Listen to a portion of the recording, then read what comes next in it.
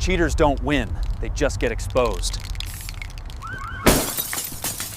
The text message that destroyed my marriage arrived at 11:47 p.m. on a Tuesday, glowing like a neon sign in the darkness of our bedroom. Can't wait to feel you inside me again tomorrow. Troy makes me feel alive in ways Kyle never could. My wife Emily lay beside me, her phone buzzing with incoming messages she thought I couldn't see. But 20 years in IT security teaches you things about recovering deleted conversations that most people never learn. I'm Kyle Masters, 39 years old, and until that moment, I thought I was living the American dream in our pristine Dallas suburb. 2 beautiful daughters, Sophie and Jenna, a mortgage on a 4-bedroom colonial, and a wife who sold million-dollar homes while I managed network security for a Fortune 500 company. The perfect facade was cracking, and I was about to discover just how deep the rot went. Emily stirred beside me, her auburn hair catching moonlight through our bedroom window. She'd been distant for months, always on her phone, taking mysterious girls' trips to Las Vegas, coming home with expensive jewelry she claimed were gifts from grateful clients. "Kyle?" she whispered, not opening her eyes. "You're breathing funny." "Just thinking about work," I lied, watching her phone screen light up again. Another message from Troy, another knife in my chest. The next morning, Emily bounced around our kitchen like she was auditioning for a cereal commercial. She wore a red dress that cost more than my monthly car payment, her makeup flawless despite claiming she'd barely slept. "Daddy, Mom's phone keeps buzzing," 8-year-old Jenna observed, spooning Lucky Charms into her mouth. "It's work, sweetie," Emily said quickly, snatching her phone from the counter. "Lots of important clients need my attention."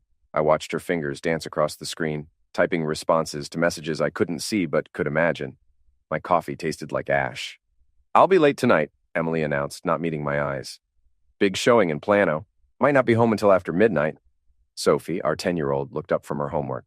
"Another late night? You've had like 6 this month." Emily's smile tightened. "Success requires sacrifice, honey.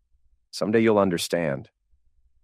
After the girls left for school and Emily disappeared in her white BMW, I sat in my home office staring at my computer screen. 20 years of marriage, 2 kids, a shared life built on what I thought was mutual respect and love. All of it potentially built on lies. My phone rang.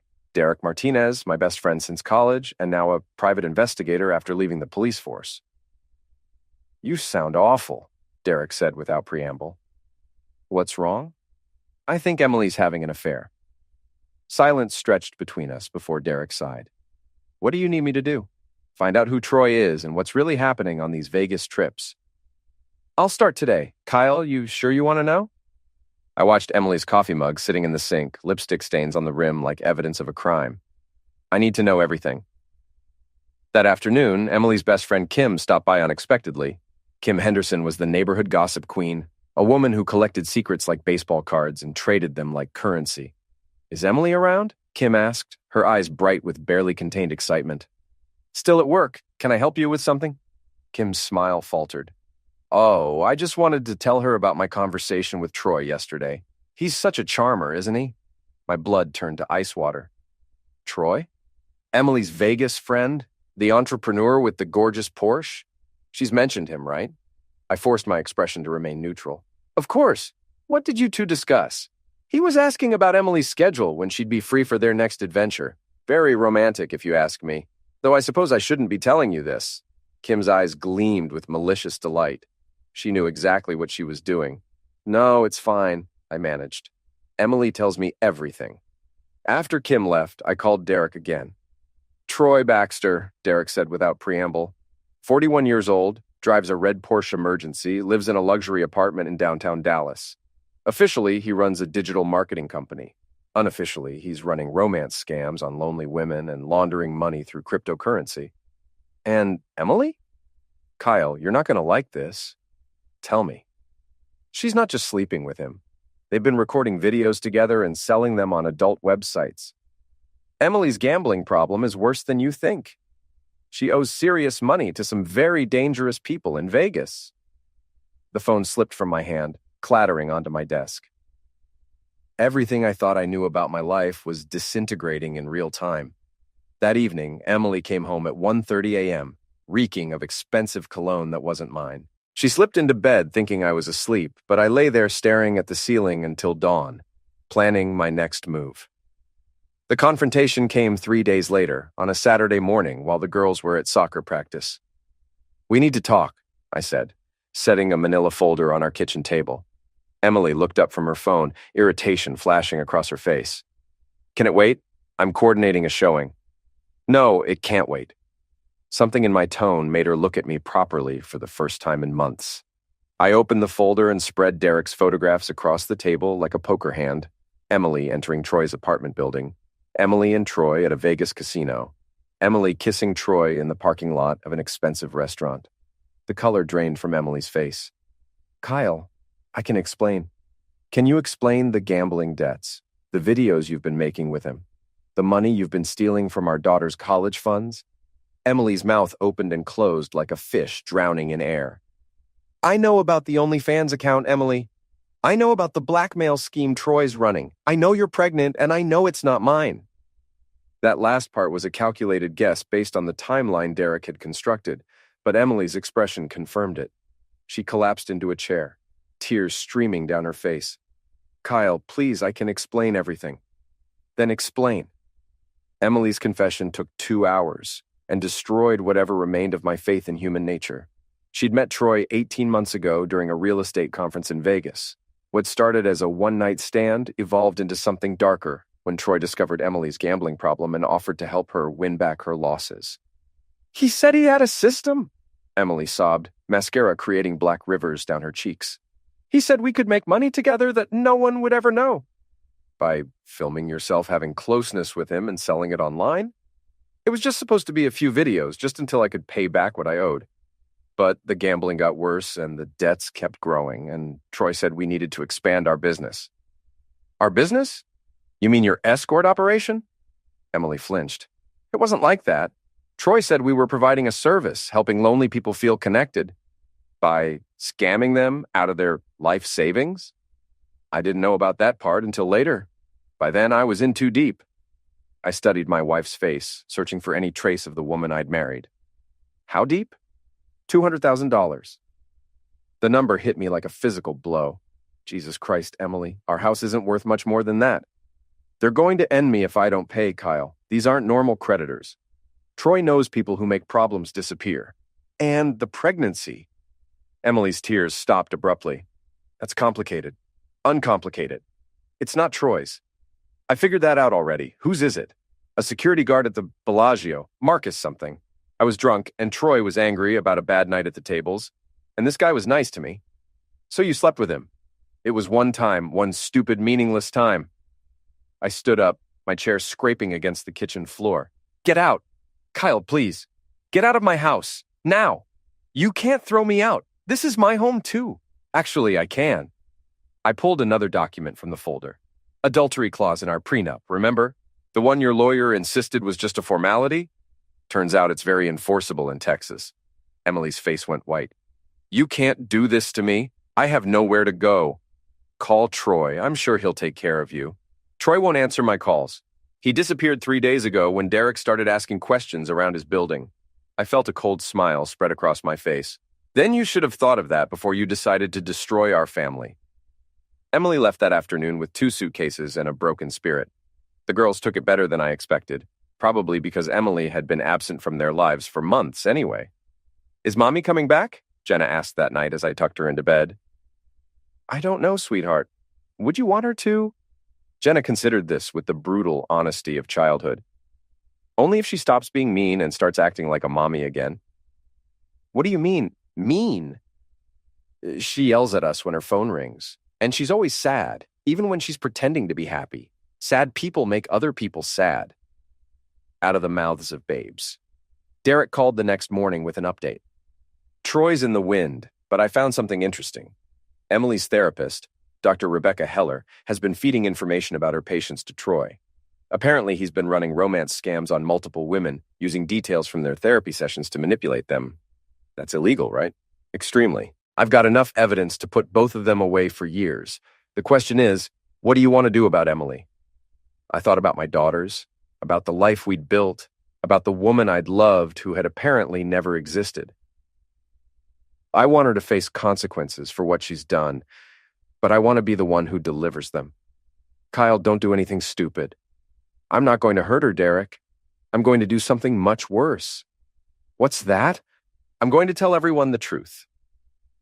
The Westfield Elementary School Fall Festival was the social event of the season in our suburb, where soccer moms competed over who could organize the most elaborate bake sale, and fathers pretended to enjoy discussing their children's standardized test scores. I arrived early, carrying a laptop bag and wearing my best smile. Emily was there too, having convinced the school administration that she was still a Westfield parent in good standing. She'd been staying at a cheap motel since I'd kicked her out, but she'd managed to maintain her appearance for this public event. Kyle, she approached me cautiously, we need to talk about the girls' custody arrangement. Do we? I thought you were too busy with your video career to worry about custody. Emily glanced around nervously. Please don't make a scene. Not here. I am not going to make a scene, Emily. I'm going to make a presentation. Her face went pale. What? The PTA asked me to give a talk about internet safety for children. Seems very appropriate, don't you think? Before Emily could respond, Principal Johnson called for attention. Ladies and gentlemen, we're fortunate to have Kyle Masters, our resident IT expert, speak to us about protecting our children online. I connected my laptop to the projector, Emily watching in growing horror as I opened my presentation. Thank you, Principal Johnson. Today, I want to talk about how people we trust can betray that trust in the digital age. The first slide showed a generic stock photo of a family. Safe, non-threatening. Sometimes the danger doesn't come from strangers on the internet. Sometimes it comes from people in our own community, people who seem trustworthy but are living double lives. I clicked to the next slide, a screenshot of an OnlyFans profile, carefully cropped to hide explicit content but showing Emily's face clearly. Gasps rippled through the audience. Emily stood up, her chair falling backward. This is my wife's profile on an adult website, I continued calmly. She's been filming explicit videos with her lover and selling them online, using the money to fund a gambling problem that's put our family's financial security at risk. Kyle, stop, Emily pleaded, but her voice was lost in the growing murmur of shocked parents. But it gets worse. The man she's been working with, Troy Baxter, has been using information obtained illegally from a therapist to run romance scams on vulnerable women. My wife wasn't just his accomplice in adultery. She was his accomplice in fraud. I clicked to the next slide, showing bank records Derek had obtained through legal channels. $200,000. That's how much my wife has stolen from our children's college funds to pay gambling debts to criminals in Las Vegas. Emily was crying now, but I wasn't finished. I'm sharing this not for revenge, but as a warning. Check your spouse's activities online. Monitor your bank accounts. Trust, but verify. Because sometimes the person sleeping next to you is a complete stranger. I closed the laptop and faced the stunned audience. Thank you for your time. I hope this helps keep your families safe. The silence that followed was deafening. Then, Kim Henderson started clapping slowly and others joined in. Not applause for my presentation, but acknowledgement of my courage in exposing the truth. Emily fled the auditorium, her high heels clicking against the floor like firecrackers. But I wasn't done with her yet. The next phase of my revenge required more subtlety. I created anonymous social media accounts and began sharing Emily's story in local Facebook groups, Nextdoor forums, and real estate professional networks. Not the explicit details, I wasn't interested in sharing explicit material, but the financial crimes, the gambling problem, the betrayal of trust. Within a week, Emily's real estate license was under review. Her brokerage dropped her. Former friends crossed the street to avoid her. The social exile was complete and devastating. She called me sobbing. Kyle, you've destroyed my life. You destroyed your life, Emily. I just made sure people knew about it. I'm pregnant and homeless. Doesn't that matter to you? Call the security guard from Vegas. Maybe he'll take responsibility for his child. I can't find him. I don't even remember his last name. Then I guess you should have been more careful about who you slept with. Kyle, please, I'll do anything. I'll go to therapy, I'll get help for the gambling, I'll never see Troy again. Troy's in federal custody, Emily. Derek's evidence put him away for wire fraud, money laundering, and identity theft. Your therapist is facing ethics charges and possible criminal prosecution. Your little criminal enterprise is finished. What about me? What about you? Are you going to have me arrested too? I considered this. Emily had certainly committed crimes, fraud, theft, probably tax evasion, but she was also the mother of my children, and I wasn't interested in putting her in prison. That depends. I said finally. On what? On whether you disappear quietly or force me to make this worse for you. Worse? How could it be worse? I still have the videos, Emily, the explicit ones. So far, I've been a gentleman about not sharing them. But if you try to fight me on custody, or if you try to claim any of our marital assets, or if you do anything to hurt our daughters, I'll make sure everyone you've ever met gets to see exactly what you've been doing. The silence stretched between us. You're not the man I married, Emily whispered. Neither are you the woman I married. The difference is I became someone better. You became someone worse. 3 weeks after the school presentation, Emily made one last desperate play. She showed up at my office building with 2 men I didn't recognize, demanding to see me. Tell Kyle his wife needs to speak with him, she told the security guard. It's an emergency. I came down to the lobby, curious about her endgame. Emily looked terrible, hollow-eyed, wearing clothes that were too big for her shrinking frame, her pregnancy barely showing. Kyle, these are my friends from Vegas, she said, gesturing to the 2 men flanking her. They want to discuss our debt situation. The larger man, built like a linebacker with hands that had clearly seen violence, stepped forward. Your wife owes our employer money, a lot of money. We're here to collect. I looked at Emily with something approaching pity. You brought loan sharks to my workplace? Really? Pay them, Kyle. Use the equity in the house, liquidate your 401k, whatever it takes. If you don't, they'll hurt me and the baby. That's not my baby, Emily. And these aren't your debts. The smaller man spoke up. Doesn't matter whose baby it is. Debts transfer to spouses in Texas. Actually, they don't. I pulled out my phone and showed them a document. Especially when the debt was incurred through illegal gambling and without the spouse's knowledge or consent. I've already filed for divorce and had all marital assets frozen pending the outcome. Emily's face crumpled. Kyle, please. But I'll make you gentlemen a deal, I continued, ignoring Emily. I have evidence that my wife was part of a criminal enterprise run by Troy Baxter. Wire fraud, money laundering, identity theft. If your employer would like to recover his money, I suggest he contact the FBI about asset forfeiture from Troy's accounts. I handed them Derek's business card. My friend here is a private investigator who worked the case. He can tell you exactly where Troy hid the money he stole from your boss. The 2 men exchanged glances. The larger one pocketed the card. What about her? He asked, nodding toward Emily. What about her? She's broke, unemployed, pregnant with another man's child, and about to be homeless. You can't get blood from a stone. Emily grabbed my arm. Kyle, you can't just abandon me.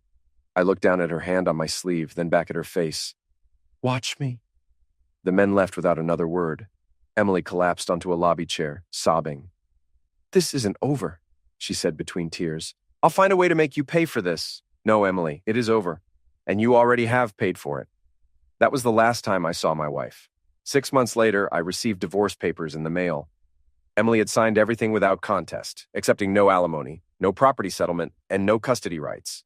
She'd disappeared completely, leaving behind only debts and damaged relationships. Derek found out later that she'd moved to Arizona, where she was working as a waitress under her maiden name. The baby had been born healthy and was being raised by Emily's sister, who'd agreed to take them both in. Do you ever regret it? Derek asked me over beers one Friday night. Going scorched earth on her like that? I thought about it seriously. No, she made her choices. I just made sure she faced the consequences. And the girls? Sophie and Jenna were thriving. Without Emily's constant drama and emotional instability, our house had become peaceful again. They asked about their mother occasionally, but seemed to accept that she was sick and couldn't take care of them right now. They're better off, I said honestly. We all are. My phone buzzed with a text from my neighbor. Kyle, there's a red Porsche in your driveway. Thought you should know. I smiled and finished my beer. Derek, want to help me deal with one last loose end? We drove to my house to find Troy Baxter leaning against his car, looking like a man who'd been through a lot. Federal prison had not been kind to him. Kyle Masters, he called out as I got out of my truck. We need to talk. I don't think we do. Your wife destroyed my life. Your wife destroyed her own life, and yours, and tried to destroy mine. Troy pushed off from his car, his hands clenched into fists. She was supposed to keep you out of it. We had a good thing going until you stuck your nose where it didn't belong. A good thing? You mean the fraud, the blackmail, the theft? I mean survival. Do you have any idea what it's like in federal prison for someone like me? Someone like you? Someone who made a living off of lonely women? I almost felt sorry for him. Almost. Troy, you have 30 seconds to get off my property before I call the police. I want Emily's contact information. I don't have it. Bees, you're her husband. Ex-husband. And even if I knew where she was, I wouldn't tell you. Troy took a step toward me, but Derek moved to intercept him. Bad idea, Derek said quietly. I'm armed, trained, and really looking forward to an excuse to use both. Troy looked between us, calculating odds he couldn't win. This isn't over, he said finally. Yes, it is. I pulled out my phone and showed him a video. Security cameras caught you threatening me just now. That's a violation of your parole. One call to your parole officer, and you're back in federal custody. Troy's shoulders sagged in defeat. He got back in his Porsche and drove away. I never saw him again either. 2 years have passed since Emily walked out of my life. The girls and I have settled into a routine that works for all of us. Sophie is excelling in middle school, Jenna has discovered a talent for art, and I've been promoted to senior security analyst at work. I've even started dating again, a kindergarten teacher named Sarah who thinks my daughters are wonderful and doesn't ask too many questions about my ex-wife. Last week, Derek called with news. Remember Dr. Rebecca Heller, Emily's therapist? The one who was feeding patient information to Troy? She just got sentenced. 5 years in federal prison, plus she has to pay restitution to all the victims of Troy's romance scams. How much? $3.2 million. I whistled. That's a lot of lonely hearts. Troy's sentence got extended too. Turns out he was running similar scams in 4 other states. He'll be in prison until he's 65. And Emily? Still in Arizona. Still working as a waitress, still raising that kid. Good for her. You mean that? I thought about it. Yeah, I do. She's finally facing reality instead of living in a fantasy world. Maybe that's what she needed all along. You're a better man than I am, Kyle. No, I'm just tired of being angry. Anger is exhausting.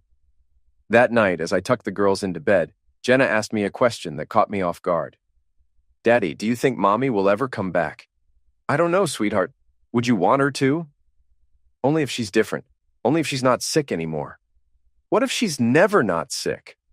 Then I guess we're better off without her. Out of the mouths of babes, indeed. The next morning, I received an unexpected package in the mail. No return address, but I recognized the handwriting on the label. Inside was a letter from Emily and a cashier's check for $50,000. Kyle, the letter read, I know this doesn't make up for what I did, but it's a start. I've been sober for 18 months and gambling free for 2 years. I'm in therapy with a real therapist this time, and I'm working 3 jobs to pay back everyone I hurt. This money represents everything I've been able to save. Please put it toward the girls' college funds. I don't expect forgiveness, but I hope someday they'll understand that I love them, even when I was too sick to show it properly. I hope you find happiness. You deserve it, Emily. I stared at the check for a long time, then called Derek. She sent money, I told him. How much? $50,000. That's actually pretty impressive for a waitress. Derek, run a background check on Emily. I want to know what she's really been doing in Arizona. 3 days later, Derek called back with a report that surprised me. She's clean, Kyle, completely clean. Works at a diner 6 days a week. Takes online college courses at night. Volunteers at a domestic violence shelter on weekends. The kid is healthy and happy, living with Emily's sister, but spending time with Emily every day. She's been to exactly 0 casinos in 2 years. Any men in her life? None. She's focused entirely on getting her crap together. Interesting. What are you thinking? I'm thinking people can change if they want to badly enough. You thinking about letting her see the girls? I'm thinking about a lot of things. That weekend, I sat the girls down for a serious conversation. Your mom sent us some money for your college funds, I told them. Is she still sick? Sophie asked. She's getting better, much better. Does that mean she wants to see us? Jenna asked. I think she does, but only if you want to see her. The girls looked at each other, having one of those silent conversations that siblings share. Can we think about it? Sophie asked finally. Of course. Take all the time you need. 2 weeks later, they gave me their answer. We want to see her, Jenna announced. But not alone. You have to come with us. And she has to promise not to lie to us anymore, Sophie added. And she has to promise not to leave again unless she tells us why, Jenna continued. Those are fair conditions, I agreed. I called Emily that night. She cried when I told her the girls wanted to see her and cried harder when I explained their conditions. "I'll agree to anything," she sobbed. "Kyle, thank you. Thank you for giving me this chance." "I'm not giving you anything, Emily. You earned this. The girls and I have been watching what you've been doing in Arizona. We're proud of how hard you've worked to get better. I have so much to make up for." "Yes, you do. But maybe it's time to start." We arranged to meet in Dallas the following month. Emily would fly in for a long weekend, stay in a hotel, and spend supervised time with the girls. The night before her arrival, I had trouble sleeping. 2.5 years had passed since I'd discovered Emily's betrayal, since I'd systematically destroyed her life in response. I'd been justified in my anger, righteous in my revenge, but watching her fight her way back from rock bottom, seeing her choose the hard path of redemption over the easy path of self-pity, had changed something in me. Maybe Derek was right. Maybe I was a better man than I thought, or maybe I was just tired of carrying the weight of justified anger. Either way, tomorrow would be interesting. The reunion took place at a neutral location, the zoo, where the girls could focus on the animals if the conversation got too heavy. Emily looked different. Older, thinner, but somehow more solid than she'd been during our marriage. The frantic energy that had always surrounded her was gone, replaced by a calm steadiness I'd never seen before. "Hi, girls," she said quietly, kneeling down to their level. Sophie and Jenna approached cautiously, like they were meeting a stranger who happened to share their DNA. "You look different," Jenna observed with her usual bluntness. "I am different," Emily replied. "I'm healthier now." "Are you still sick?" Sophie asked. "I'll always be sick, honey, but now I take medicine for it, and I have doctors who help me stay well." "What kind of medicine?" "Meetings with other people who have the same sickness I do, and therapy with a doctor who helps me understand why I made bad choices." We spent 3 hours at the zoo. Emily didn't try to rush the reconnection or overwhelm the girls with affection. She answered their questions honestly, admitted her mistakes without making excuses, and respected their boundaries when they needed space. It was, I realized, the most mature I'd ever seen her behave. At the end of the visit, as we walked back to the parking lot, Jenna slipped her hand into Emily's. "I missed you, Mommy," she said quietly. Emily stopped walking and knelt down again, tears streaming down her face. "I missed you too, baby girl. Every single day. Are you going to leave again? I live in Arizona now, so I can't stay here. But I promise I'll never disappear again. I'll call you every week and visit as often as your daddy says it's okay." Jenna looked at me. "Is it okay, Daddy?" I looked at Emily, this woman who had been my wife, my enemy, and now something else. Someone who had fallen as far as a person could fall and clawed her way back to something resembling grace. "Yeah," I said finally. "It's okay." That night, after the girls were asleep, Emily and I sat on my back porch drinking coffee and talking like adults for the first time in years.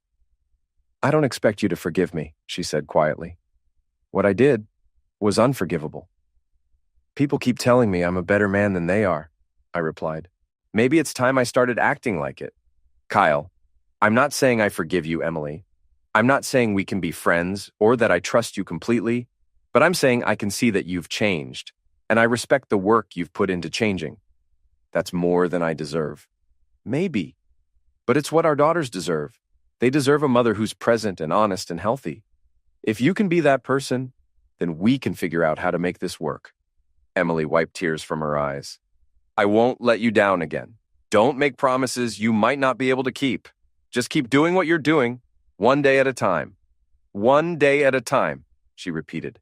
"That's what they teach us in the program." "Then keep going to the program." "I will." We sat in comfortable silence for a while, listening to crickets and distant traffic. "Kyle," Emily said eventually. "Yeah? I'm sorry for all of it. I know that doesn't fix anything, but I needed to say it." "I know you are. And Emily?" "Yeah? I'm sorry too." "For what?" "For being so angry for so long. For making your punishment public and humiliating. I was justified, but that doesn't mean I was kind. You were protecting our children. I was protecting my pride too, and that part wasn't noble." Emily smiled sadly. "Look at us being all mature and crap." I laughed despite myself. "Language, Emily, the neighbors might hear. Some things never change. Some things do, though." "Yeah," she agreed. "Some things do." Emily flew back to Arizona the next morning, but not before promising the girls she'd call them that weekend. She kept that promise and every promise that followed. Over the next year, she visited 4 more times. Each visit went better than the last. The girls began to trust her again, slowly but surely. She began to trust herself. I began to trust that maybe, sometimes, people really could change. Not everyone gets a redemption story. Not everyone deserves one. But Emily had earned hers through 2 years of hard work, honest self-reflection, and consistent follow-through. And maybe, just maybe, I'd earned mine too. 6 months ago, Emily moved back to Dallas. Not to reconcile with me, that ship had sailed permanently, but to be closer to the girls. She rented a small apartment across town, found a job as a counselor at a gambling recovery center, and continued the slow work of rebuilding her relationship with her daughters. Last week, Sophie asked me if Emily could come to her 8th grade graduation. Of course, I said. She's your mom. Will it be weird for you? Probably, but good weird, not bad weird. What's the difference? Good weird means something that's strange but right. Bad weird means something that's strange and wrong. Is mom being back good weird or bad weird? I thought about it seriously. Good weird, definitely good weird. At the graduation ceremony, I watched Emily beam with pride as Sophie walked across the stage to receive her diploma. Sarah, my girlfriend, sat on my other side, holding my hand and whispering commentary about the other parents' outfits. It was complicated and messy and imperfect, but it was real. It was honest. It was a family that had been broken and rebuilt into something different but functional. After the ceremony, as we stood around taking pictures, Emily approached me. "Thank you," she said quietly, "for letting me be here. Thank you for becoming someone worth having here." Kyle? Yeah? I know we can never go back to what we were. No, we can't. But I'm grateful for what we are now. I looked around at our strange, blended, complicated family. Sarah chatting with Emily about Sophie's college plans, Jenna showing off her art portfolio to anyone who would look, Sophie hugging everyone in sight, giddy with accomplishment and possibility. "Yeah," I said finally. "Me too." And for the first time in 4 years, I meant it completely. As we walked to our cars, Jenna tugged on my sleeve. "Daddy? What, sweetheart? Are you happy?" I looked at my daughter's earnest face, then at the family we'd somehow managed to rebuild from the ashes of betrayal and revenge. "Yeah, Jenna, I'm happy."